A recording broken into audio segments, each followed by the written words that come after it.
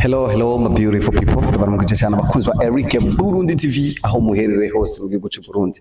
Ndakubwira ati niba utabwira kandi subscribe kugira ngo kuzenze kukurikirana update ibiganiro bitandukanye. Ndi kumwe na Jennifer n'umunsi. Ariko nibagiye kubwira ati behind camera woman wanje Liquid akuzana ama image ameze neza cyane.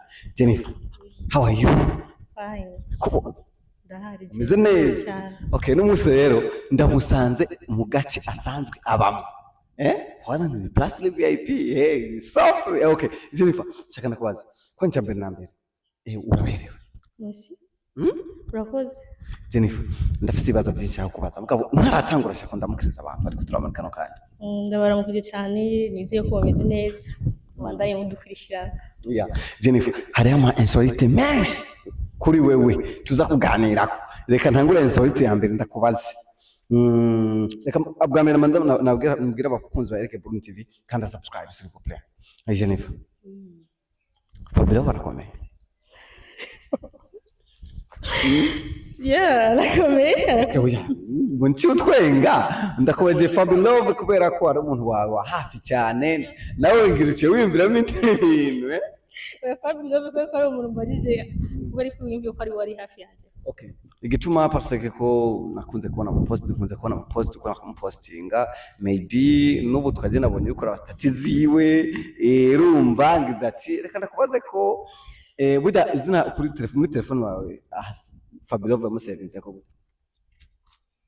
Ariko Fabio ari umuntu yambwiye ngo hari kundi kuntu handitse Tuba telefone yaje ninde iriya ko Fabio venye sibazo ko ari indi. Okay, reka twende rero. Umuziki wawe muri kano kanya uhagaze gute? Ni fresh tundabishima ko biri nubwo atari cyane. Hari umuntu yambwiye ati ngo usigaye gukorera cyane cyane karaoke, ubu ntugisohora indirimbo uri base na karaoke. Vyo bitegwa ni? So byose ndabikora ariko ubu muri uyu mwanya ibintu bintwara umwanya vuma ndarimba live karaoke kubera nabonye ko abantu barankunda cyane ndiko ndarimba live. Ude Jennifer, mu muziki wawe hari abantu bamaze kukwemerera ibintu umuntu bakabikwima bakareka kubishitsa.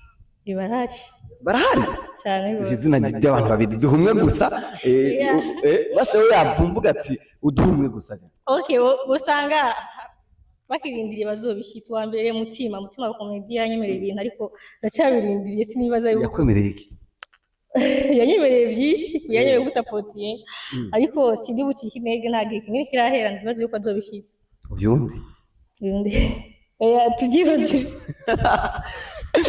Okay, majambo make abana babigeme akunze kuvuga ko kenshi muri entertainment direct ucusamida aho nyene ucusamida ucinjemo cyangwa ukatubyara umwana cyangwa ibintu nk'ivyo kuri Jennifer entertainment yo kandi ari umwana w'umukobwa bisanzwe bimeze gute? Umva rero abantu bose bamaze kuvyara bose bari mu bya muziki. Oya mugabo ndavyumva ko umva yego harabavye batabirimo mugabo avuga ati wihenze ukajamwo gusa inda TikTok. Moni ya kwabiri mwafise umwana, moni ya frère. Ariko urayipinze rero. Ndayipinze byo sivyo. Okay, ni Jennifer akubwira ati ivyo babagize abana babigeme sivyo na gato. Reka rero ne Jennifer tugenda kurangiza ikiganiro ariko tutararangiza nanifuza Jennifer utubwire project ufise muri kuno kwezi. Muri kuno kwezi nibaze yuko ari indirimbo ndiko ndategura. Nibaze yuko ushobora kuyitanga. Vuba cyane. Murakoze cyane Jennifer. Nawe murakoze. Kandi urabere. Merci. Okay, bakunzi ba Eric Burundi TV, ari Simba from City aka Binaden Shapshuta intare yo mu bumanuko.